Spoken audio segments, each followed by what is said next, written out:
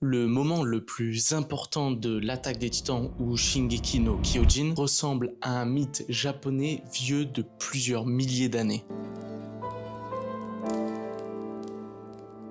Celui de l'arbre sacré qui donne naissance aux dieux. L'arbre originel. Quand Ymir obtient le pouvoir des titans, elle tombe dans un immense arbre. Cette scène ressemble énormément à Yggdrasil, l'arbre du monde dans la mythologie nordique. Dans ces mythes, Yggdrasil relie plusieurs mondes, celui des humains, des dieux et des morts. Dans Attack on Titan, c'est exactement ça. Cet arbre devient une porte vers un autre plan d'existence, le chemin des titans. Dans l'animé, tous les titans sont connectés par quelque chose appelé les chemins, un espace invisible où le temps n'existe plus. Dans la mythologie nordique, il existe une idée très similaire, les Norns, des identités qui tissent le destin de chaque être vivant. Les chemins fonctionnent presque comme un réseau du destin.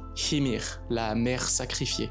Ymir devient la source de tous les titans, mais elle reste prisonnière pendant plus de 2000 ans. Dans beaucoup de mythologies, la création du monde passe par un sacrifice. Dans la mythologie nordique, le géant Ymir est tué et chaque partie de son corps sert à créer le monde et l'univers. Isayama reprend exactement cette idée. Un être primordial dont le pouvoir construit le monde. Les 9 titans et les 9 mondes. Un détail très intéressant, il existe 9 titans primordiaux. Dans la mythologie nordique, il existe 9 mondes reliés par Yggdrasil, l'arbre qu'on a parlé juste avant. Certains fans pensent que ce parallèle est totalement volontaire, une façon de représenter différents aspects du pouvoir originel. Eren est le héros apocalyptique. Eren ressemble à une figure très présente dans la mythologie nordique, le héros qui déclenche lui-même la fin du monde. Dans le Ragnarok, certains dieux savent que la catastrophe va arriver, mais ils avancent quand même vers leur destin. Eren agit exactement pareil. Le Rumbling, une fin du monde mythologique. Le grand terrassement ressemble beaucoup